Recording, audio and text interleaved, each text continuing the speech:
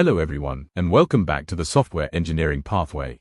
I'm Sam, and today we are learning a skill that separates the juniors from the seniors. We are diving into Knowledge 27, K27, approaches to the interpretation and use of artifacts.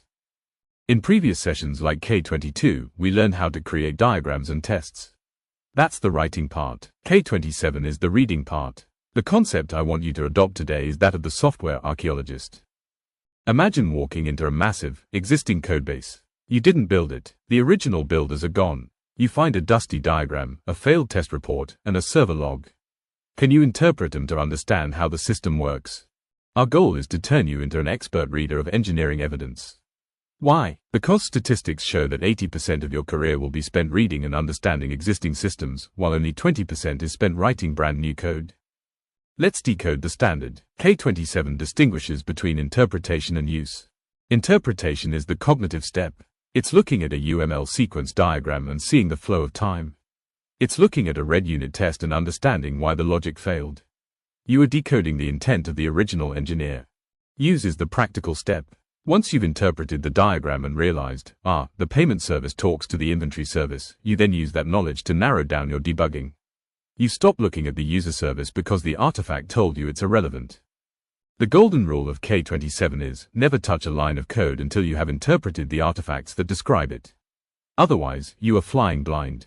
The first major artifact is the architecture diagram. Think of this as the city map.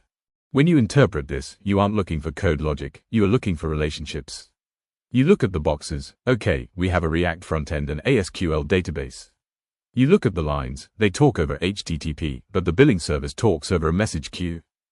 How do you use this? You use it for impact analysis. If you need to upgrade the database, you trace the lines back to see every service that depends on it. You identify the blast radius of your changes. Next, we zoom into UML diagrams. These are the blueprints. The most valuable one for interpretation is the sequence diagram. It shows time flowing down the page. When you read it, you can see the conversation. User clicks button to browser sends API request to server queries DB. How do you use this? You use it to find logic bugs. If the diagram says the system should validate the user before charging the card, but you see money leaving the account on a failed login, you know the implementation has drifted from the design. You use the artifact to prove the bug.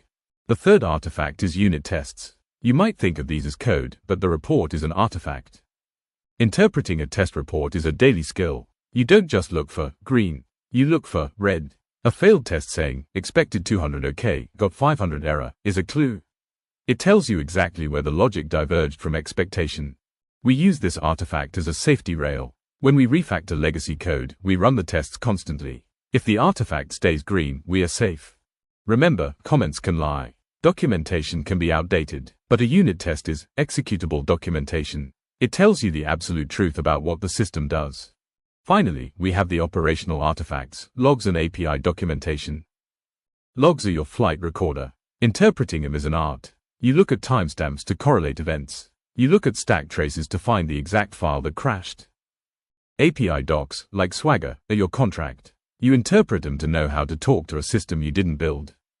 You use these for root cause analysis. When a user says, it's broken, you don't guess. You read the logs. You check the API definition. You use the evidence to solve the crime. How does K27 apply to your specific role? Everyone reads, but we read different things. Software engineers read UML to understand the class structure they need to code. They read test reports to fix bugs. DevOps engineers read architecture diagrams to know how many servers to spin up in the cloud. QA engineers interpret user stories, which are text artifacts, to design their test plans. Security engineers interpret data flow diagrams to spot where sensitive data might be leaking. And support engineers live in the logs, interpreting error codes to help customers. Here is how you can apply K27 tomorrow. Action 1. Find the big picture architecture diagram on your Confluence or Wiki. Trace the path of a single request, like a login, through the boxes. Do you understand every hop? Action 2. Open your codebase. Don't look at the code. Look at the tests. Read the names of the tests. Should underscore return underscore error underscore if underscore email underscore invalid. You are interpreting the requirements just by reading the test artifact. Action 3. Look at a log file. Find a warning or error. Don't ignore it. Google the error code. Interpret what the system is trying to tell you. For your portfolio, use star to show you are a detective. Situation: a critical bug appeared in a legacy payment service that I didn't write. Task: I had to interpret existing artifacts to understand the system logic and fix the bug safely. Action: I started by interpreting the architecture diagram to see which services called the payment gateway. I used the production log files to pinpoint the exact error message and timestamp. Then, I read the existing unit tests to understand what the original developer intended the code to do. Result: I fixed the bug in 2 hours with zero regression. Reflection: I learned that interpreting the artifacts gave me the why much faster than just reading the raw code lines. In your major project, K27 is about showing you're working. In Chapter 2, show the user stories you interpreted. In Chapter 3, show the UML diagrams. But don't just paste them. Add a caption: interpretation, this diagram guided my decision to use a factory pattern. In Chapter 5, show the test reports. Explain how you used them to decide the software was ready for release. Assessors want to see that you didn't just build blindly, you used these artifacts as your map and compass.